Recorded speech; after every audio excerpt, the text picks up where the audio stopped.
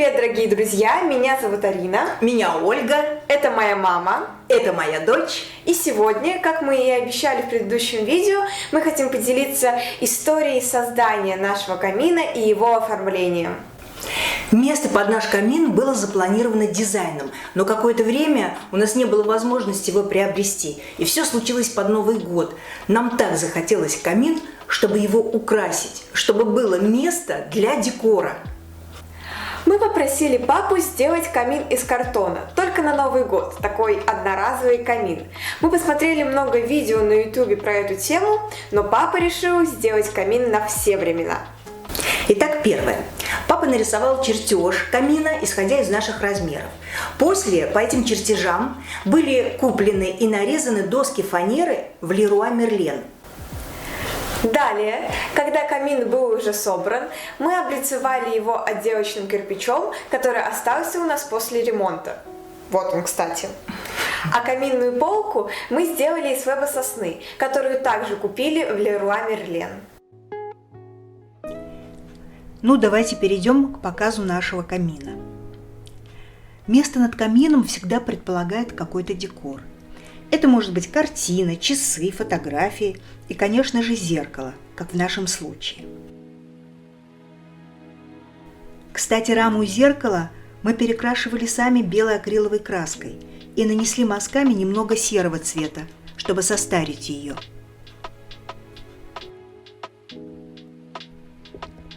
Всегда убранство камина к каждому празднику разное.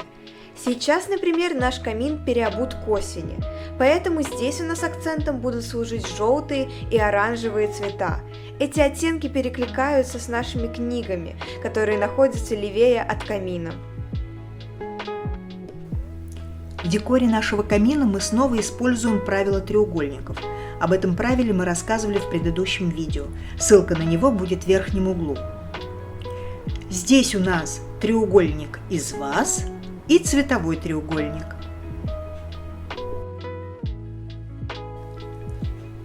Свечи – это самый распространенный предмет в оформлении. И, конечно, мы тоже очень любим свечи, особенно ароматизированные. Здесь у нас стоят 3 обычные свечки из Икеи и 2 ароматизированные из H&M Home. Обе они пахнут очень вкусно. В вазах у нас стоят желтые сухоцветы, а слева наш цветок антуриум. В холодное время мы переставляем его в теплую корзинку. Обратите внимание на круглую вазу. Мы купили ее в Леонардо. У горлышка обвязали тесемкой и добавили веточку, выкрашенную в белый. Внутри лежат сухоцветы, сухофрукты и стоит свечка, о которой мы уже сказали.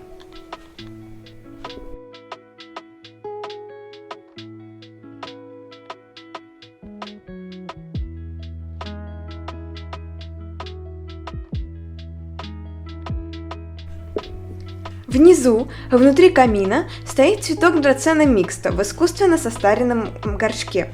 Сбоку от него стоят несколько книжек. Здесь мы использовали метод оформления декора, когда книги, в избежание ненужных световых пятен, переворачивают на сторону страниц, а не корешков, как обычно.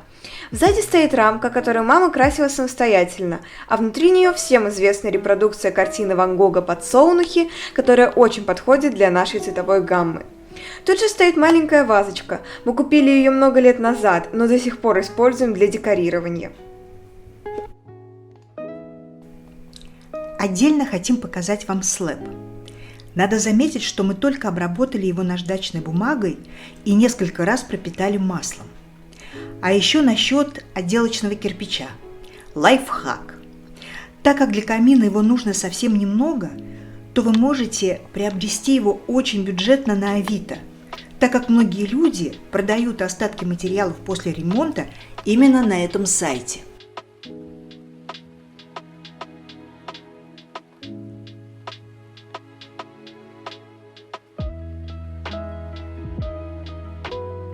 В Большое спасибо за просмотр, дорогие друзья. На сегодня это все. Подписывайтесь, пожалуйста, на наш канал, ставьте лайки и не забывайте нажимать на колокольчик, чтобы приходили уведомления о наших дальнейших работах. Пишите ваши комментарии, пишите новые темы для видео, которые вы бы хотели увидеть в нашей интерпретации. На этом все. Всего хорошего, пока!